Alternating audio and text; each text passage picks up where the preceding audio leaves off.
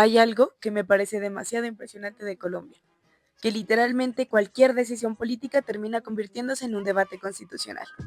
Una reforma a la salud, una votación del Congreso y una decisión del presidente, todo termina conectado con nuestra Constitución de 1991.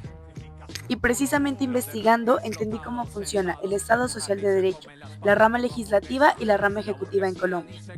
Petro arremete contra el Congreso para impulsar su constituyente. Las fuerzas cavernarias bloquearon las reformas. La cuantía que toca y como ordena la Constitución y la ley, una Asamblea Nacional Constituyente solo con dos propósitos.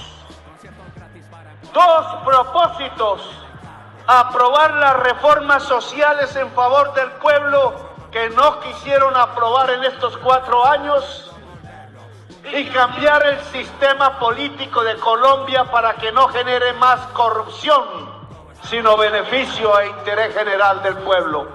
Gracias, muy amables, por haberme escuchado.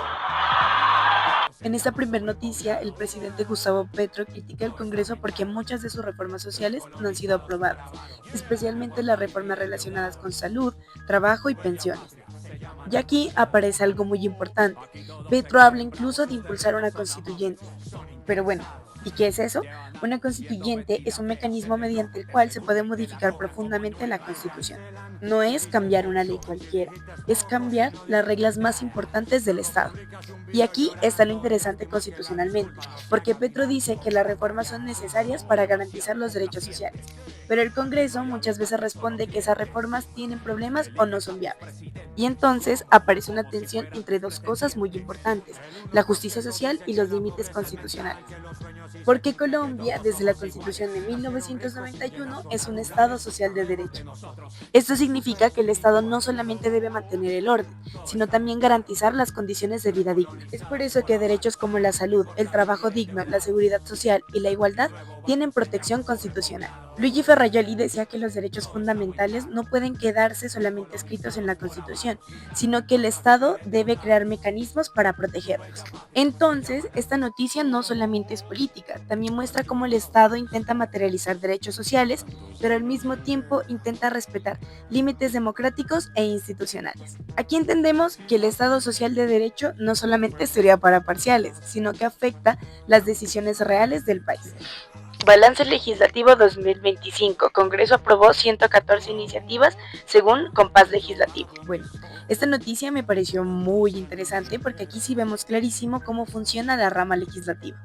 Porque muchas veces pensamos que el Congreso solamente es pelea, pero realmente ahí se crean las leyes que regulan todo el país.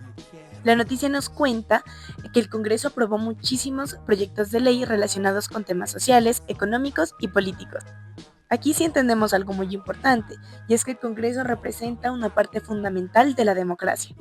La rama legislativa está conformada por el Senado y la Cámara de Representantes, y su función principal es crear las leyes y ejercer el control político sobre el gobierno. Aquí sí viene algo súper constitucionalísimo, y es que el Congreso no depende del presidente.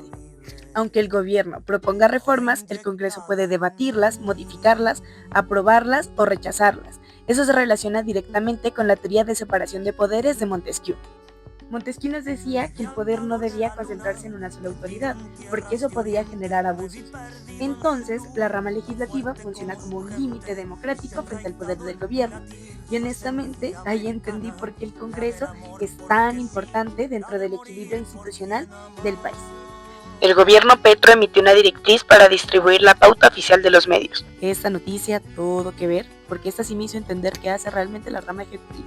Porque pues mucha gente uno a veces piensa que el presidente solamente es de discursos, pero realmente ese es quien administra todo el Estado. En esta noticia, el gobierno decidió cómo distribuir los recursos públicos destinados a la pauta oficial de los medios de comunicación en Colombia. Y esto literalmente es una función típica de la rama ejecutiva: administrar recursos, dirigir políticas públicas y tomar decisiones administrativas.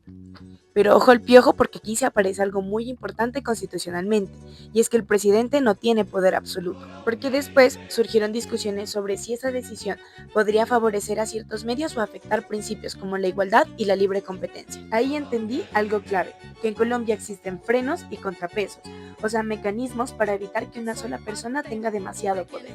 Entonces, aunque la rama ejecutiva tiene muchísimas funciones, también debe actuar dentro de límites constitucionales. Después de investigar estas noticias, me di cuenta de algo muy importante, y es que la Constitución no solamente es teoría, literalmente influye en decisiones sobre la salud, trabajo, política y funcionamiento del Estado. Para entender el derecho constitucional, también hay que entender cómo funciona realmente Colombia, porque quien no conoce su historia está condenado a repetirla.